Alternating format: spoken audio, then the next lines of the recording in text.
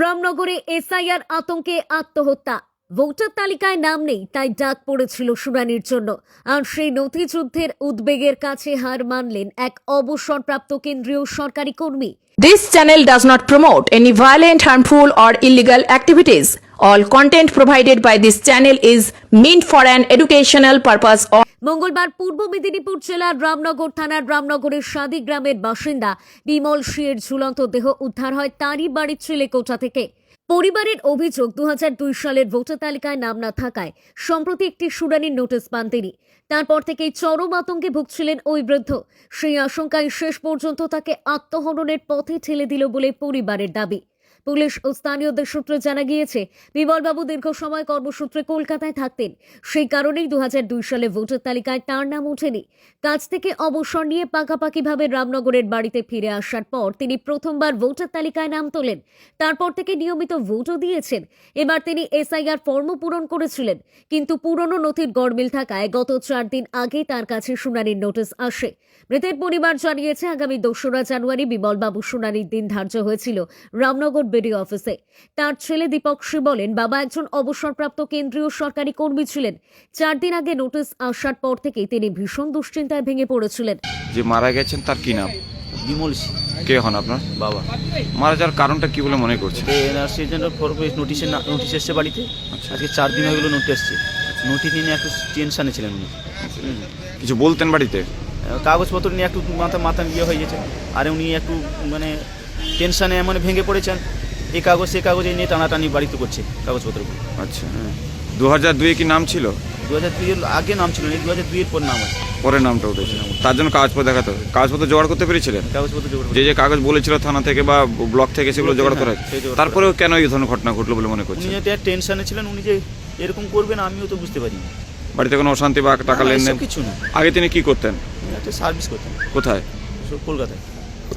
এরপরে এসে কখনো ভোট দেননি এখানে? কবার ভোট দিয়েছেন? এখানে এসে বাড়িতে এসে যাবে ভোটের নাম উঠিয়েছে। এখানে উঠেছে।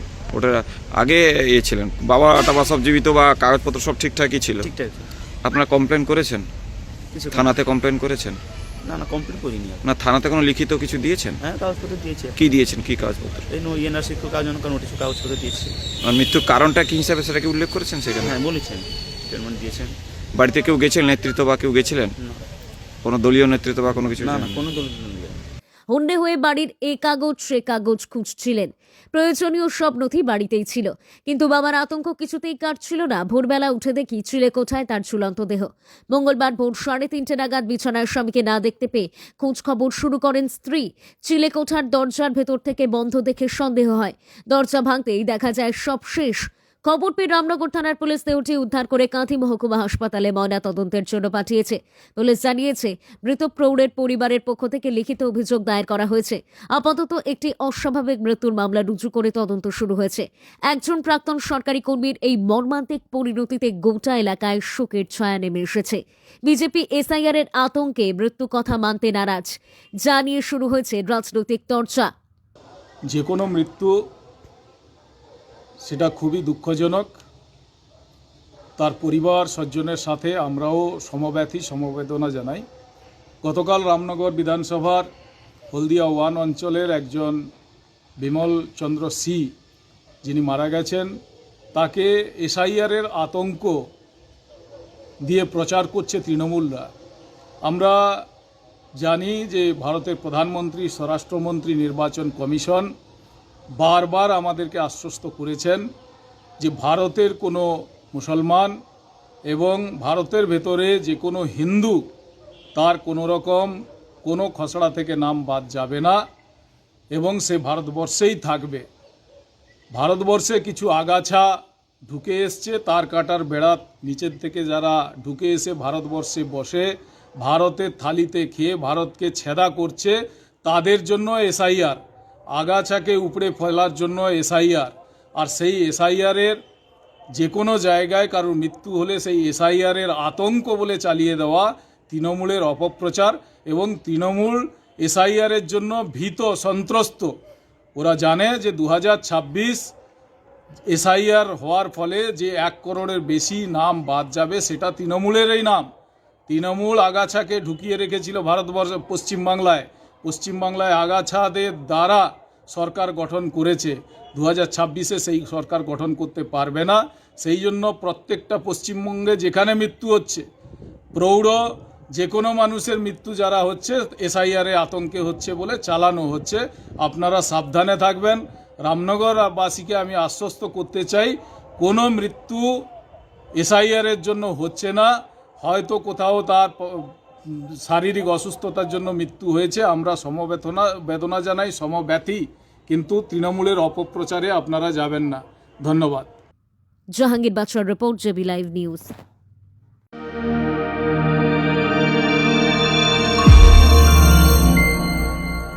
আপনারা দেখছেন জেবি লাইভ নিউজ, সব খবর সবার আগে।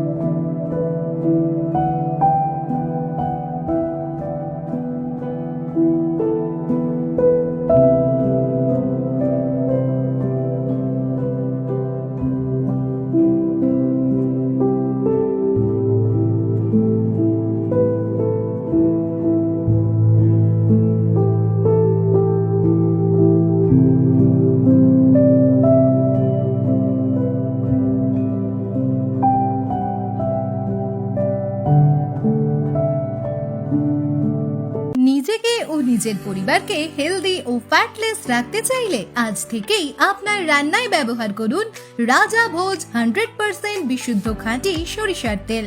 কারণ বর্তমানে সরিষার তেলেতে ভেজাল বেড়ে যাওয়ায় পেট ও হার্টকে অসুস্থ করছে, হার্ট অ্যাটাকের ঝুঁকি বাড়ছে, কোলেস্টেরল বাড়ছে। এইসবকে পিছনে ফেলে রাজা ভোজ সরিষার তেল এখন সব থেকে এগিয়ে।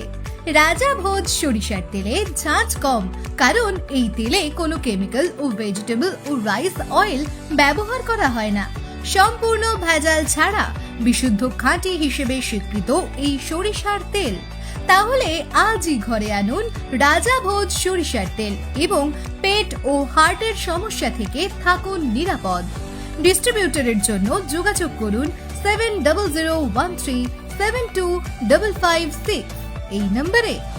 রাজাভোজ ব্র্যান্ডের সরিষার তেল 100% বিশুদ্ধ।